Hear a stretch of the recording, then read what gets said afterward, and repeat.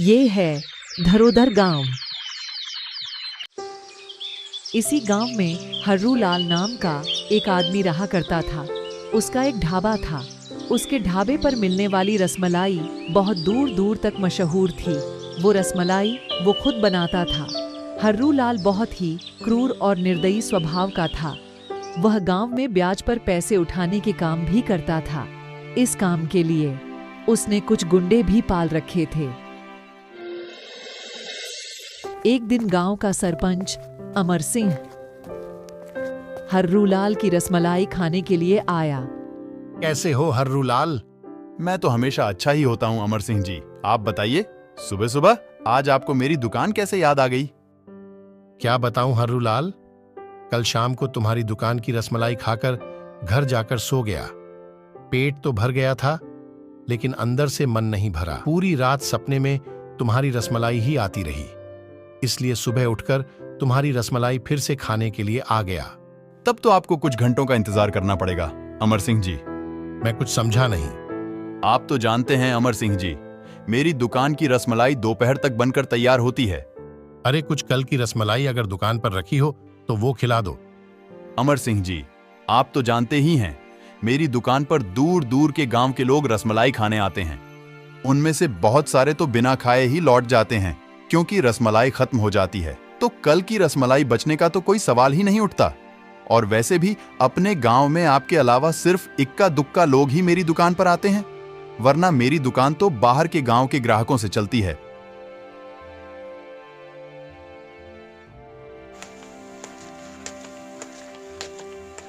अरे मालिक, ये गांव वाले बेचारे आपकी रसमलाई कहां से खा लेंगे? मालिक, इन बेचारे के ऊपर तो पहले से ही इतना कर्ज का बोझ है कि इन्हें तो एक वक्त की रोटी मिल जाए तो इनके लिए ये बहुत बड़ी बात है। कहना क्या चाहता है मोहन? कुछ नहीं मालिक, मैं तो बस ये कहना चाहता हूँ कि हमारे गांव में गरीबी बहुत ज्यादा है। मुझे बेवकूफ समझ रखा है तूने? मैं सब समझता हूँ। तू हंसी हंसी में मुझे ताने देता रहता है। अरे मोहन पर क्यों भड़क रहे हो हर्रू लाल? वो बेचारा कुछ गलत उड़ी ही ना बोल रहा है। हम सब जानते हैं कि पूरा गांव तुम्हारा कर्जदार है। उन बेचारों की जमीन, जायदाद, खेत सब तुम्हारे पास गिरवी रखे हैं, और वो बेचारे जीवन में न कभी सूद सहित तुम्हारे पैसे लौटा पाएंगे और ना वो अपनी संपत्ति छुड़ा पाएंगे। क्योंकि अगर तुम किसी को 500 रुपए सूद पर देते हो तो अगले महीने उसका सूद ही 4000 रुपए हो जाता है। लेने वाला तो बेचारा वैसे ही मर जाएगा। अरे तो मैं क्या गांव वालों को घर घर जाकर जबरदस्ती कर्जा देता हूं क्या? वो मेरी दुकान पर खुद आते हैं पैसे मांगने के लिए। पैसे देने से पहले मैं उन्हें सब बता देता हूं कि मैं सूद और लोगों से थोड़ा ज्यादा लगाता हूं। इसके बावजूद भी अगर वह नहीं मानते तो उसमें मैं क्या करूं? और तुम तो इतने भोले बन रहे हो अमर सिंह, जैसे कि तुम तो राजा हरिश्चंद्र की औलाद हो। मुझे सब पता है शहर में तुम कौन सा काला कारोबार करते हो। तुम तो मेरी बात का बुरा मान गए। मैं तो बस तुमसे ये कहना चाहता हूं कि अपने गांव के लोगों पर थोड़ा सा तरस खा लिया करो।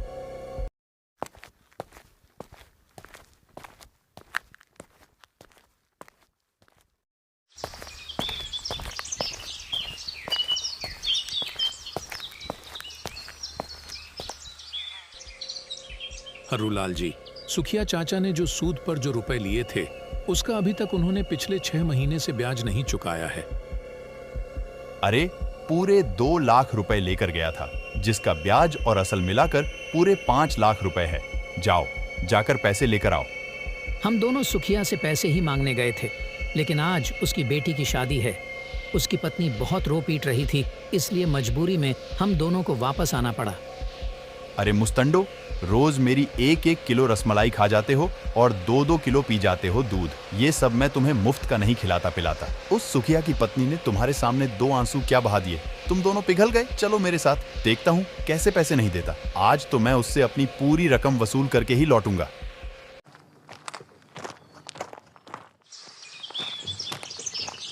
अरे ओ सुखिया, कहां मर गया?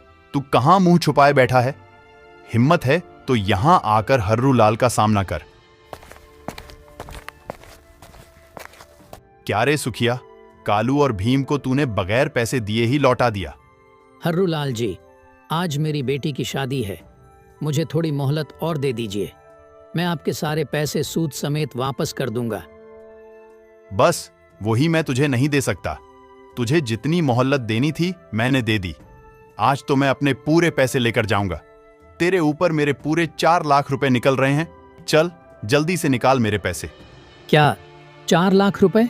लेकिन आपने तो कहा था कि मेरे ऊपर सिर्फ 2 लाख रुपए निकल रहे हैं।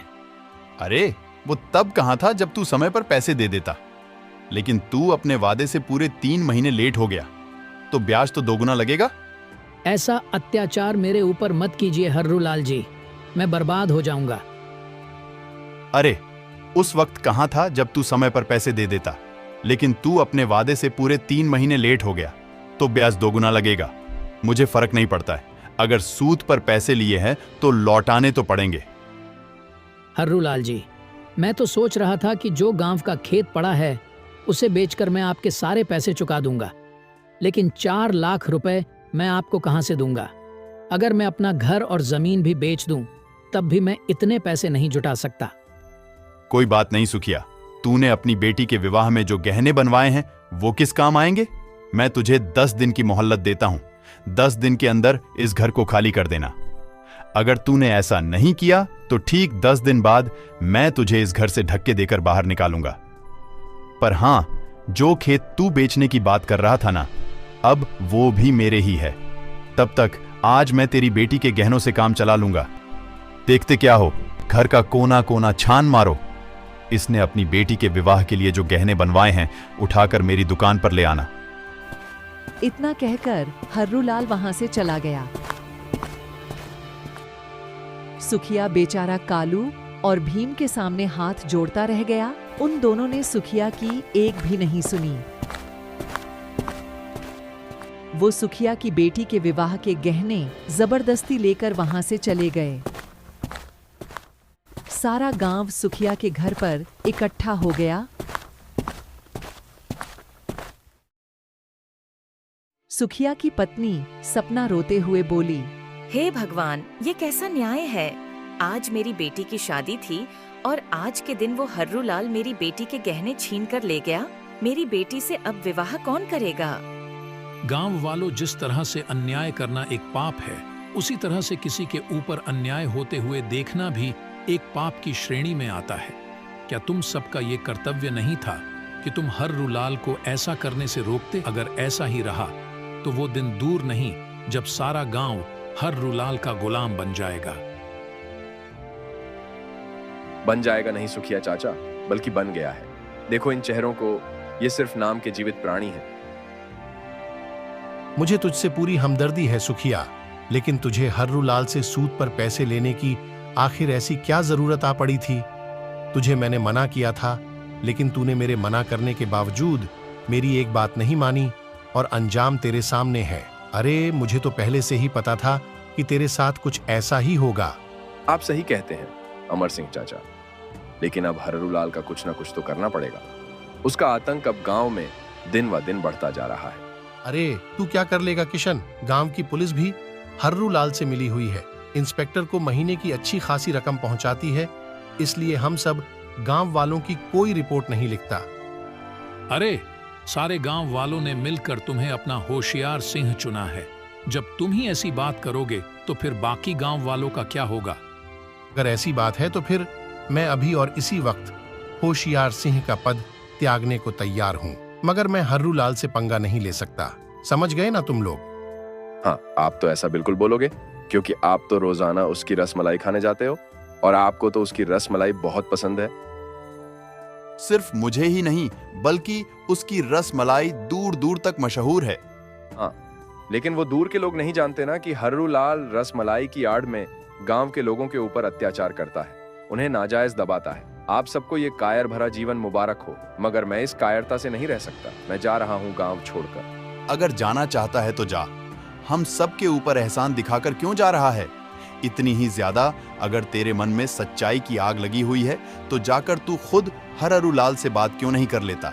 और अगर खुद बात नहीं कर सकता तो जाकर उसके खिलाफ थाने में रिपोर्ट दर्ज करा दे। गांव छोड़ने से पहले ये काम भी जरूर करूंगा। मैं तुम्हारी तरह कायर नहीं हूं अमर सिंह जी।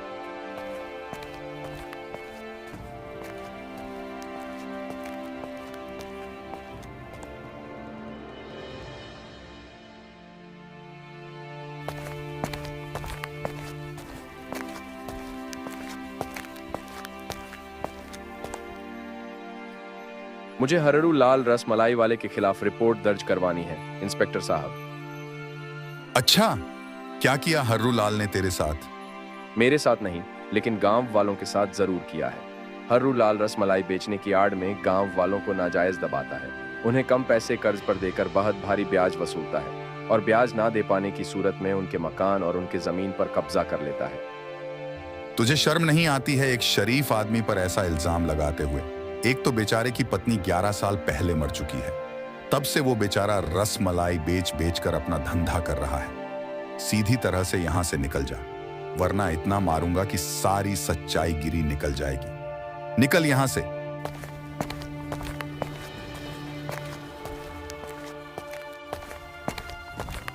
किशन समझ गया कि इंस्पेक्टर हर्रू लाल रसमलाई वाले से मिला हुआ है। वह चुपचाप गांव की सीमा से बाहर निकल गया।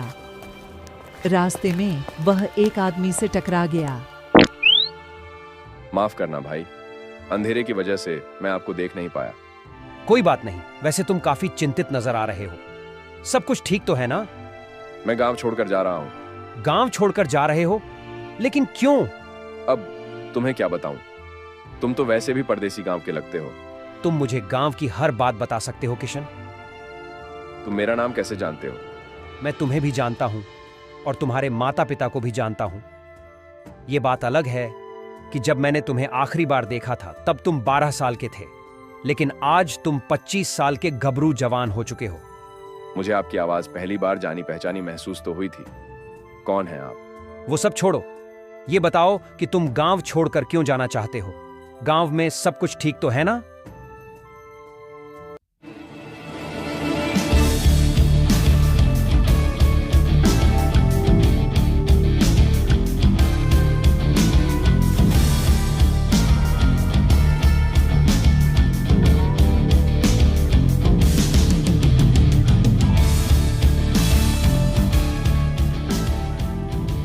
चिंता मत करो किशन, कल हर्रू लाल रसमलाई वाले का गांव में आतंक खत्म हो जाएगा, क्योंकि अब मैं आ गया हूं।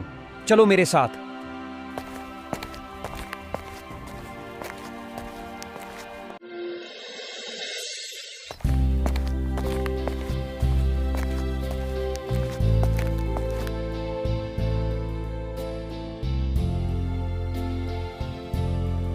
यह आदमी इस गांव का तो नहीं लगता, लेकिन फिर भी पता नहीं क्यों इसकी शक्ल काफी जानी पहचानी महसूस होती है। अरे, क्या खाक जानी पहचानी महसूस होती है? पूरे 2 किलो रसमलाई खा चुका है अब तक। लेकिन आपने एक बात पर गौर नहीं किया मालिक, यह आदमी जब से यहाँ पर बैठा है तब से बाहर ग्राहकों की भीड़ और ज्यादा लगी हुई है। तो तू कहना क्या चाहता है?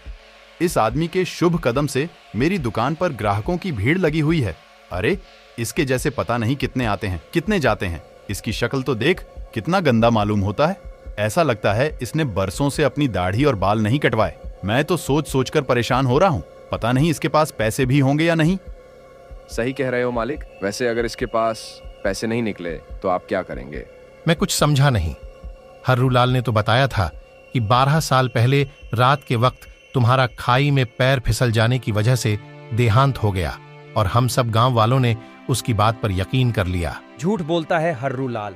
सच तो यह है कि खाई में इसने मुझे धक्का दिया था, क्योंकि मेरी सारी जायदाद पर यह कब्जा करना चाहता था। मुझसे पहले न जाने ये कितने लोगों को धोखा दे चुका है, लेकिन मुझे खाई में धक्का देकर फिर ये इसी गांव में ही रहने लगा और इसने अपना धंधा बदल लिया। मेरे पैसों का गलत इस्तेमाल किया है इस हर्रू लाल ने। मेरी मेहनत की कमाई गांव वालों को कर्ज के रूप में देकर उनसे उनका सब कुछ छीन लेना। आजकल यही धंधा अपना रखा है इस हर्रू लाल ने। ये झूठ बोल रहा है। क्या सबूत है इसके पास? ये मेरा भाई है। हर्रू लाल, झूठ ये नहीं, झूठ तुम बोल रहे हो। ये राजेश ही है। भला क्या मैं राजेश को नहीं पहचानता? और सिर्फ मैं ही नहीं बल्कि सारा गांव पहचानता है। क्या सबूत है कि मैं इसको खाई में धक्का देकर आया? अगर इनके पास सबूत है तो ये गांव के इंस्पेक्टर के पास जाकर रिपोर्ट लिखवाकर मुझे गिरफ्तार करवा दें। मैं जानता हूं कि इंस्पेक्टर तुमसे मिला हुआ है, इसीलिए मैं पहले से ही बंदोबस्त करके आया हूं। तभी भीड़ में से कुछ पुलिस वाले निकलकर हर्रू लाल के सामने आकर खड़े हो गए। उन पुलिस वालों को देखकर हर्रू लाल बुरी तरह से डर गया और उसने अपना सारा जुर्म कबूल कर लिया। पुलिस ने हर्रूलाल को गिरफ्तार करके जेल में भेज दिया और राजेश खुशी खुशी गांव में रहने लगा। अब हर्रूलाल का आतंक गांव से समाप्त हो गया था।